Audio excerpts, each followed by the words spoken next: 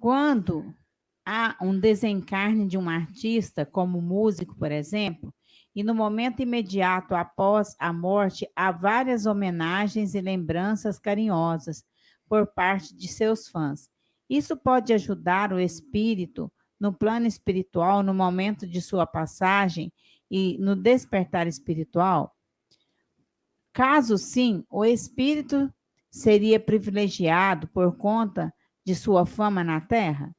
E no caso de figuras públicas, que a morte já ocorreu há vários anos e recorrentemente são relembrados, os espíritos recebem essas lembranças?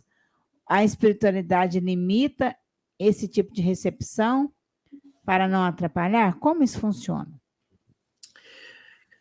Se alguém puder procurar aí para mim, questão 936 de O Livro dos Espíritos. Coloca aí para mim nos comentários, que para mim é mais difícil caçar. Olha, primeira pergunta é se essas homenagens, elas chegam neles. Sim, chegam neles, é lógico. Eles recebem todas essas vibrações positivas. E aí você pergunta, poxa, mas eles não são privilegiados por isso? Na verdade, nós não podemos dizer que existe privilégio, porque existem muitas figuras públicas que, em função da sua condição pública, quando desencarnam, recebem energias profundamente perturbadoras. Então, não é um privilégio ser uma figura pública, porque essa figura pública pode levar a um processo de assédio. Uma pessoa que seja muito odiada quando ela desencarna, muitas vibrações de ódio também podem alcançá-la. Então, quando você tem uma pessoa que ela desenvolve uma característica de ser mais visível na sociedade, ela vai receber as influências, positivas e negativas.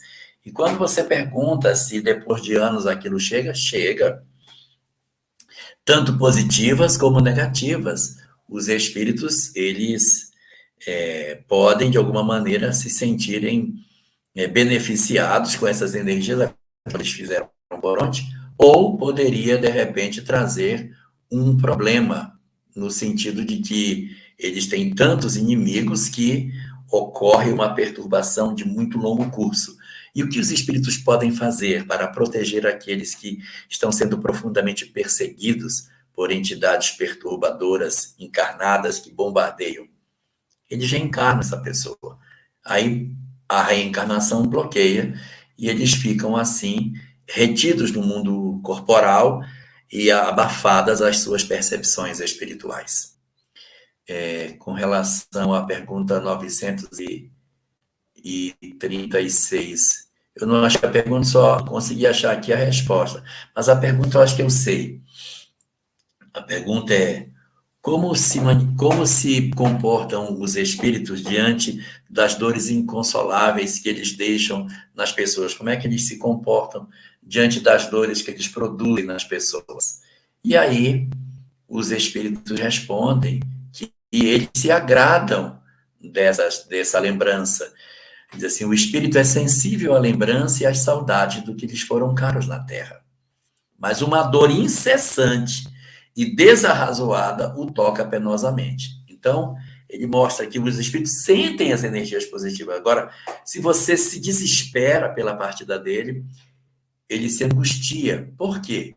Porque essa conduta, essa dor excessiva, ele vê como se fosse uma falta de confiança e, por conseguinte, um obstáculo para o adiantamento dos que choram e talvez a sua reunião com esses espíritos. Então, essa é uma leitura importante, questão 936 do Livro dos Espíritos.